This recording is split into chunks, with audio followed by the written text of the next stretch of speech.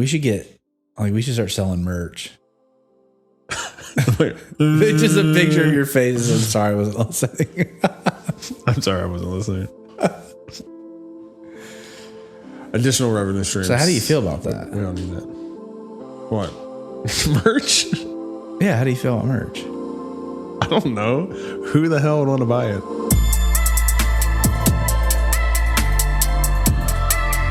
Welcome to another episode of How Stupid People Succeed. I'm Josh. That is Jeremy. And this is just a podcast. Yes, sir. Two stupid people figure things out in life sometimes. Yes, sir. Most of the times. Yeah. Not always. Yeah. What are we talking about today, big guy? It's kind of a weird thought. Shocking. Yep. Marginalization. But so when you talk about marginalization, you talk about the percentages of let's just say a scarce resource that's available to be distributed. So this is an accounting thing. Kind of, yeah. Okay. More of an economics thing, but yes, along the same thing to me. Yeah, same thing. But I was in a conversation with somebody and we were talking about just relational differences or things that are happening within relationships. And so applying that idea of marginalization to relationships. And when you think about in terms of really close relationships, whether it's marriage or family or friends or work or colleagues or contracts or business or profession, or even look at social engagement, right? Look at the great debate going on now between, pro-COVID, it's real, anti-COVID, I don't think anybody's it's fake. pro-COVID. Well, sorry, not pro-COVID, but COVID, it's real, COVID, it's fake, Democrat, Republican, Biden's evil, Trump's evil. And everybody begins to, or, Black Lives Matter and some of those conversations, everybody begins to kind of almost create their own defense. And when you create your own defense, you start creating margins within the conversation. So what do I mean by margins within the conversation? Thank you. When very close, intimate people have a conversation, there's no margin. The margin's non-existent. So I'm not looking at you to necessarily contribute something from a selfish standpoint. And I'm not thinking what I'm giving you, you're taking as a selfish standpoint. And also I'm not communicating or trying to derive something from you from a selfish standpoint. So when we go through those conversations, how much of our time, maybe this is the best way to say it. When we go through those conversations, how much of our time is based on what we're giving, based on somebody else's response, selfish or not, and what we're giving or what we're getting based on our response, selfish or not. So in navigating, let's say, our marriage, we've been married long enough. I'm sure there's times in our marriage where we felt like, well, I'm giving more than them. Yes. And I'm sure there's plenty of times in our marriage, they felt like we're giving more than him. Stop. Come on.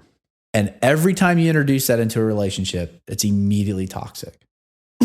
And some of the best advice I ever heard you should have started off with that. Yeah, sorry. Some of the best advice I ever heard was in a business conversation. And this guy, very successful, has kind of, been through it all when it comes to business and has really just done an amazing job. Awesome mentor. Can't say enough about this guy. But he looked at two people that were in a business conversation. He said, listen to me. He said, if you think a partnership exists on 50-50, you're absolutely wrong. You can never, ever, ever meet in the middle. You both have to be willing to go 100% all the time. And the second both of you back off 100%, this partnership will fail. And it was like, and immediately I thought of all these other conversations or relationships where, maybe I was giving 52%. But even if you're in a 100% relationship and somebody's withholding because they feel like they're going to give just what the relationship needs, now all of a sudden you feel robbed in that. And so talking about how do you navigate relationships where you're not in a position where you're judging what people are giving you, but you're also in a position to where you're giving the fullness of who you are when times it may not even be fully returned. Right. So you think about those conversations when you're talking to somebody that conversation just feels greasy, right? Just doesn't feel good. There's nothing necessarily bad about the subject matter. It's just that interaction with that person. It's like, oh, they're trying to get something from me. So you and I both get a lot of calls from like telemarketers. And the second we answer that phone and it's a telemarketer, we roll our eyes and we try to get off the phone as fast. Why? Yes, that person's doing a job and yeah, okay, cool. But it's like, I know where this conversation is going. I know what they want. I don't want any part of it. Let's crush this now. So in that great dramatic example of, wife and husband, 100% all in all day, telemarketer, they're trying to give me, 50% and I'm trying to give them 0. How do you navigate relationships to ensure you're not marginalizing the relationship or the value you get or the value you give? Yeah. I never thought about that, honestly. But I mean, it definitely makes sense. I really like the analogy of, so like our friendship, Mm-hmm. So if we're not giving it our all, how can we really consider it a friendship type thing? Yeah. And so, when, I know like through COVID when, Jeremy was given 80% and I was given 100%. No, but no. I mean, like in all seriousness, I mean that makes a lot of sense. And like, I've never really given it much thought. To me, it's more of like I'm going to give until I feel like it's not being received. Mm-hmm. And then, evaluate what happens. I don't know. What are your thoughts on that? For me, I've had to learn okay, so let's say, and here, I think here's one of the biggest challenges in the whole conversation. It's very hard for us to self-reflect and just take Jeremy Dunn, for example, and say, here's how Jeremy Dunn sees that Jeremy Dunn was the bad guy in this scenario. And because I saw that I cut back the marginalization, or I began to create margin within the relationship of stuff I was withholding, now let me be the accountable party to try to make it right. How often does that happen though? When I mean, not necessarily you, but the person that is creating the margin intentionally. Okay, so think about it though. This is a really tough thought. To even be the person that identifies the other person's margin, you are creating margin in your head. So if I say Josh is at 90%, I'm automatically on some scale of self-reflection in my own head of what is the margin I'm giving. And I'm only going to be judgmental to you if I feel like you're giving less than me. I'm never going to be judgmental to you if I feel like you're giving more than me. If you're giving 90%, I'm giving 50%, I'm going to try to cover stuff up. Because Josh is giving his all, so I better cover this up because I don't want Josh to be mad at me. And very few times do we really self-reflect and go, oh, I can see where I was a bad friend in this situation. Oh, I can see where I was a bad colleague, where I was a bad coworker, where I was a bad advisor, where I was a bad realtor, where I was a bad husband, a bad dad, because I then began creating these measures in my head when really the only measure that matters is it my all. And the second I feel like there's a withholding on either side, now it's almost like I've created my own measure, and that measure is always going to be wrong. Do you think so do you think I guess all age brackets, all demographics, they kind of look at it like that?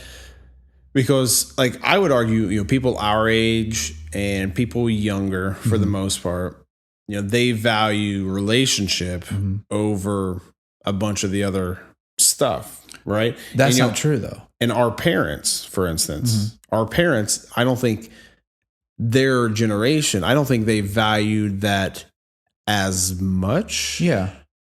Yeah, no, I agree with that completely. I think so. You look at those flips or those changes. Why is this conversation maybe important, or why is this skill important? Because a lot of us are living transported away from the nucleus of the family that maybe existed 50, 60 years ago. So you go back in time, you look at the family that existed 50, 60 years ago. From the beginning of time, the vast majority of that family stayed together. And it was, grandma, grandpa, mom, dad, kids, cousins, everybody is within a very close locale where you could walk into the local store and say, at 8 years old, a kid could walk in and be like, oh, I'm here to buy something for my dad. And they would put it on account based on just your last name. Yeah. What name? right? Today it's much different because we're also separated or far apart, or just the natural course of what's happened with, divorce and fatherless homes and different things like that, that has created this void in family. So a lot of us, particularly at our age, are having to kind of recreate that nucleus, recreate that support system. My sister lives 2 hours away.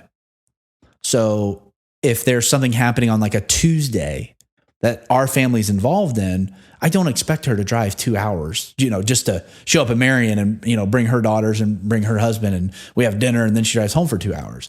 So those natural challenges but that's in our DNA. That relationship's in our DNA. And I think because we're creating more exposure, now we understand scarcity is more real. So for example, how willing is Anchor to share? It probably depends on the scarcity of what he sees or what he understands the resource to be.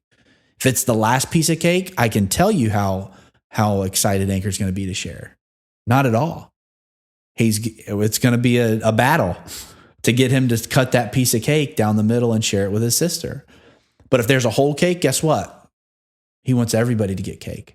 Mm-hmm. And in our life, so often we look at the resources we have or the time we have or what's going on, and we begin creating that scarcity within relationships where in a lot of cases it's not even real. It doesn't even exist. So in some of those conversations that I've tried to learn, and okay, so how do I become better at that? I've tried to be very honest with Josh may be giving his 100% to our relationship, to our friendship. My interpretation of that may be Josh is only giving 90%.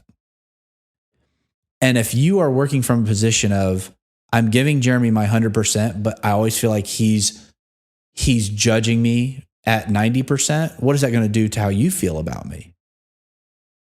It's going to burn the bridge. Well, I think so probably the easiest example that I could think for that analogy is husband and wife, right? Mm-hmm. And so like so many times, what's the divorce rate in the United States? It's over 50%. I think last time I checked, I think it was like 56%. Okay, so for easy math, let's say 50%, right? Just because I like 50 better. But so for me, it's easier to see that in that dynamic as opposed to friendships, even though, it's definitely there for sure.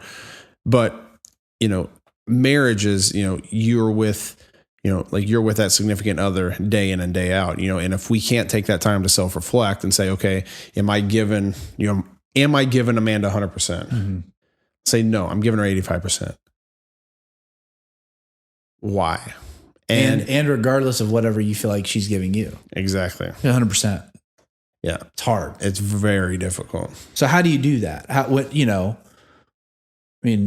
love Amanda, we love Brittany, but in the 15 years that I've been married, in the 12 years, 13 years you've been married, there has been 1 or 2 days, just only 1 or 2, where we felt like this girl ain't really contributing the way she should be. Yeah. But for us, that's not the right approach. Mm-hmm. So how do you get out of that when, the laundry's piling up or the responsibilities are piling up and you feel like you're just going? How do you then ratchet to say, I'm going to make sure I'm giving my 100%. And this isn't about me judging her 100%. This is about me communicating, hey babe, I'm going to give you my 100%. I think too, because like if I see Amanda's, let's say, giving 50%, I then have very little incentive to give 100%, because everything becomes angry. What are we talking about? Huh? What are we talking about? Marginalized relationship. Right. Okay. I just want to make sure. What is she? Never mind. Sorry. Threw in an innuendo and you missed it. Okay. All right, go ahead. Okay. So she's giving 50. Pure mind, right? Yeah. Yeah. But yeah, so like it becomes very difficult when you realize like, hey, like it's easier to say, okay, well, I'm given 50%. Like, what do I need to do to fix that? But then again, for me, if I see you or Amanda or anyone else giving 50% of the relationship, it's very easy to go to a spot and be like, why even waste my time on that? Mm-hmm. And I think like a lot of that in general becomes a lot of the sticking points to divorces, I would imagine. Yeah. Because, they can never, just and like time after time after time, like if I know that, she's giving 50% and I'm giving 50% and I know I'm giving 50%, that regardless, that builds up resentment. Yeah. And that builds up, a separation, just like, like friendships over time, like I'm sure, friendships kind of distance over time, but like even marriages, hopefully they don't, but like I can definitely see like that being a sticking point, whether, that is basically the cause of a divorce, essentially. Mm-hmm. So how do you try to be honest with yourself and saying, okay, I can see where I've, taken my foot off the gas in the sense of I'm kind of being lazy in my marriage relationship, or I'm being lazy in this relationship. How do you try to get yourself back on track to being focused on that and not letting like a lot of life or responsibilities or frustrations take that away? Me personally, like I'm not real great at noticing that. Like I can normally tell it myself, so like, like I'm normally a very glass half full, happy guy, very laid back. And like, so like when I start to get angry, just like I was last week with Rafe, when I start, I'm like, okay, there's something going on in me that I need to realize and pay attention to, and I need to address so the rest of those relationships don't get marginalized. Yeah. And I, there's lasting impacts on things like that. Yeah. Because Rafe, like Rafe from last week, I could honestly, I could just beat him senseless. Yeah. I mean, I love him to death, but I could have just beat him. I was so mad at him, but it's just but that is a decision that, I mean, thankfully I didn't. Mm-hmm. Just FYI, I didn't, Elizabeth Moore. But if I did, that could have created a lasting gap between me and him. Right. Mm-hmm. And so, me personally, when I realize when I feel that I'm getting angry, like I need to kind of step back and be like, I need my time. So think about that. The innocence in the distraction, right? So Rafe and yeah, we can pick on a little kid, but at the same point in time, as adults, we have all been there. And if you're not willing to admit as an adult, you've not been trapped in some form of a distraction, whether it's social media, a hobby, an activity, a career, a relationship, whatever it is. If you're not willing to admit or see the times where you've gotten distracted in your life and you've kind of gotten off path, you're just delusional. Mm-hmm. So if you're watching this, or if you're listening to this, or as we think about it and self-reflect, if we can't remember in our head the last time, make sure you share this podcast. Yeah, share it with the person that is marginalizing your relationship. No, joking. Yes. Joking. Do it. Yeah, tag them and see if they actually listen. And then also comment the percentage that they're giving you. Yeah. That'll be great for your relationship. But in that thought, if you can't remember the last time that you were the bad guy, which is one thing I love about Jordan Peterson, which if you don't know who Jordan Peterson is, look him up, listen to him. That's the Wall Street guy. No. Kidding. But he talks about, people will read through the Bible and they always see themselves as, either the person being saved or the person doing the saving. But a few times they don't see themselves as the Goliath, as Pharisees. The Barabbas, as the Pharisee. And so I think that's an important life trait, because we've been through enough relationships or enough business interactions or whatever you want to say, where we know people where both people think the other person was the bad guy. And the bad guy was probably somewhere in the middle, shared by both parties. Mm-hmm. And you look at Rafe. Rafe was just caught up in this distraction that took him away from, obviously he adores you. He loves you to death. He's not waking up in the morning going, how can I make my dad as angry as he's ever been at me today? He gets lost in the distraction.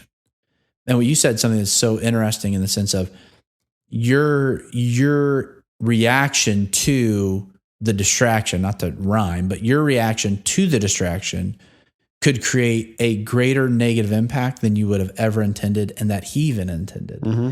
And how many relationships are out there today that like they both have their backs turned to each other when they don't realize like, no, you both kind of started turning your back on each other. Mm.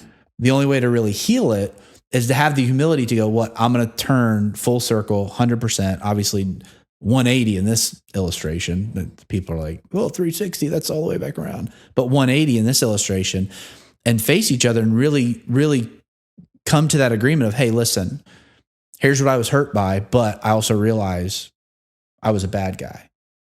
And when you give that kind of all, and when you give that kind of humility, what happens to your level of compassion and grace when you're dealing with people? Oh, it goes up dramatically. Goes through the roof. And so in some of those cases, I think to really value relationships, to really take relationships seriously, you have to understand that you're probably going to create some margins and they're probably going to be distracting, but you don't really want them there. So you have to also be on the offensive about destroying those margins, right? How do I just give 100% and just love somebody for where they are? And if there is a situation like that, how do we get past that? So I'm not getting lost in creating this divide based on how I react, because that person probably didn't even really intend for it to go that way. Mm-hmm. It's true. Yeah. So in relationships that you felt like provocative. So in relationships that you felt like things turned, what are some thoughts you've had or some experience you've had in, okay, here's how we really, really ultimately solidified coming back full swing in that relationship and not letting that divide stay? Sometimes it's good to have that divide stay. True. Very true. But you're talking about bringing it back together. And good ones. Yeah. Okay. So let me ask you this. Okay. So 2 questions. One, when the divide should be there and you realize this is a toxic relationship, how do you protect that divide so it's like, I'm not going to fall back into that? And then on the flip side, when it's a good relationship, how do you then bring it back together where it should be? Because I agree with you, some relationships shouldn't be. The easiest example that I can pinpoint personally is, marriage. I mean, like I'll go back to marriage. There was a point in our life, 9 years ago, 8 years ago, long time ago. Anyway, 9 years, 8 years, whenever. Yeah. But there was a time where, I clearly was not giving 100% to my marriage. Mm-hmm. And so, but it was a conscious effort for me to, put on my big boy pants and decide, that I have to give, the whole, the old adage of giving 110%, Mm-hmm. Yeah. I had to make up for the time that I was not giving 100%. Mm-hmm. And so, but it's, it has to be a conscious effort. Mm-hmm. Has to be.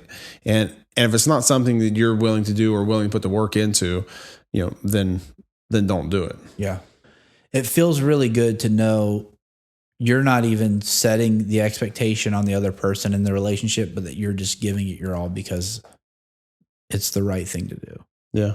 I think that's one of the things I've tried to learn is, so I'm a very kind of black and white person, a very kind of rule driven person at times, definitely an expectation driven person where I'll maybe even create the expectation in my head and it may not even be something that was vocalized or agreed to. And I just have this standard in my head. And when those standards get violated for any which reason, I've noticed in my life, I've not handled that well.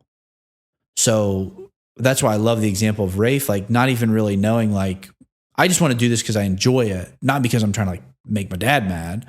I just want to do this. Yeah. He's like, I just want to do this. It's YouTube. It's awesome. He's being an idiot. He's being a dad. I'm going to be in YouTube.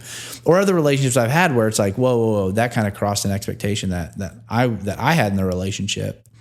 But at the end of the day, that's an unfair expectation. And if I really am loving that person with 100% and that relationship should be in my life, then I have to be gracious enough and I have to be so quick to look for opportunities to give grace that person knows what's coming.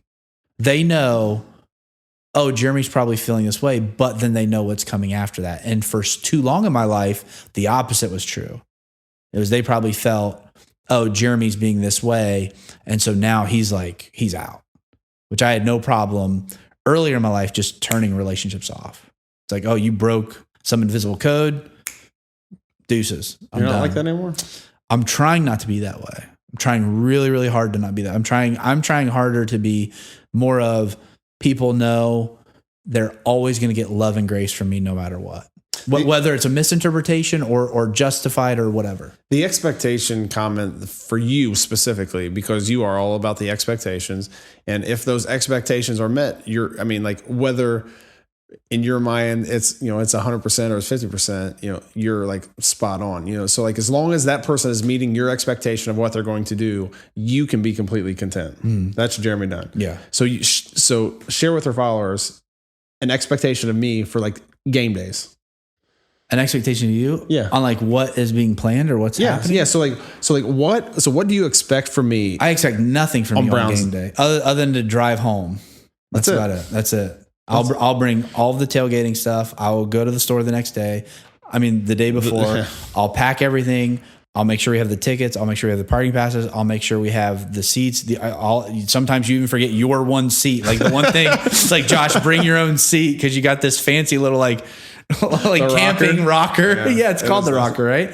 But I'll literally take care of everything, because to me, to be down there on game day on Sunday morning and not have even something little like the ketchup just goes all through me. And it's like, so to protect our friendship, it's like, and it's not like I hold it over your head. It's not like I'm like, ooh, Josh, look at all that I did. You're not doing as much as me. It's like, I don't care about that at all. I just care about the expectation is it's going to be, especially if we're hosting people, right? Especially if we're entertaining people. Then it's like, Josh, I don't even care. You just bring a coat, like bring the right gear for you to wear, and I'll take care of everything else. Because that kind of that expectation and that setup means it's a big deal to me. And I've also noticed where that can be good, but on the flip side, it can also be very bad. And so I've had to come to terms with, and my wife, obviously, she's like a completely free spirit. She's like, let's go. And I'm like, did you bring the sunblock? She's like, no, we'll figure it out on the way. I'm like, I hate being sunburned. Like, get the sunblock. She's like, whatever. Why is it a big deal? I'm like, get the sun, But like, that's the thing that I've had to learn, where, like, hey, relax. It's not the end of the world. Enjoy life a little bit more. Don't set these, goofy standards that aren't even real, or be gracious enough to just meet the standard and not really make it anybody else's problem.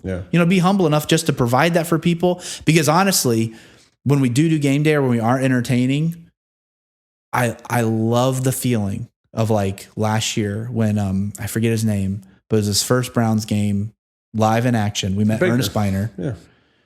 It was his first Browns game. Yeah, Buzz Baker. Thank you. And a mutual friend of ours brought him, incredible guy, Rob Knight. And so he brought Buzz with him. And to me, that meant more to me than, obviously the Browns probably lost that game, but they did. If they would have won that game, I would have gladly said, Jeremy, you get to pick. Everything goes right for Buzz, and you provide this spread, and you provide all this work and this whole setup for Buzz, and you're the one that recognized Ernest Biner walking by, and so you got a picture with Ernest Biner and all this other stuff. Or, things go terrible and Buzz's experience isn't really all that great, but the Browns somehow figure out a win. Like, I'll take all the work. That's just a part of me that I love. It's true. And so if that's a part of me I love, like, just let the joy of you giving that be enough for the relationship, not that you have to have anything in return, because I wouldn't change it anyway. I didn't need anybody to acknowledge. It was more of me, like, and that feeling of knowing you're giving everything you can and you're not expecting anything in return, and you don't even you don't even want it. Like, you're fine being under that is such a great feeling. It's such a free, and then when you just sit back and watch people enjoy it, I love that. And so that's definitely a spot I'm constantly trying to challenge myself. And all too often in my own life, I've been the enemy. I've been the one creating the margin that, probably wasn't even there. It's life, unfortunately. Yeah. We live and we learn. Yes, sir. We'll figure it out as we go. Yeah. Well, thanks for being my friend. You're welcome. I'll show up and drive home. Yeah, I'll go to a Browns game and drive home. Yeah, I'll drive home. There you go. Shucks. You got anything else we got? No. All right, cool. This was at least an A- podcast. A-, huh? At least. All right, cool. You think? I don't know. Well, the playback's always different, man. There's so many B+? There's so many times we've sat here and I'm like, man, that was miserable. Then I watch the playback, oh, and bad. Yeah. There's so many times like, oh, we did well, and then I watch the playback and I'm like, I sound like a knucklehead. Yeah. So. Yeah, it's who knows? It's the camera angle. Who knows? It adds 87 pounds. It's not flattering. But all right, well, this wraps up another episode of How Stupid People Succeed. Again, I'm Josh, and this is Jeremy. Yes, sir. If you like this, tag someone. Marginalize them. Percentage. I'm just joking. Don't do that. Yeah. Get rid of it. You should do the percentages. We should do the percentage. Like Jeremy Dunn. It's given. I'm like 30%. 30. Ooh, wow. I was at least going to give you 40. Nah, I'm at 30. Okay, fair enough. All right. Well, thanks. We are on all the podcast channels. All of them. Apple, iTunes, podcasts. That's all one thing. Apple, iTunes, iHeartRadio. You said the same thing know what I meant. 3 different words. Oh, have a great day. Bye. So mad. We're going to have to edit that out. Zach's so mad.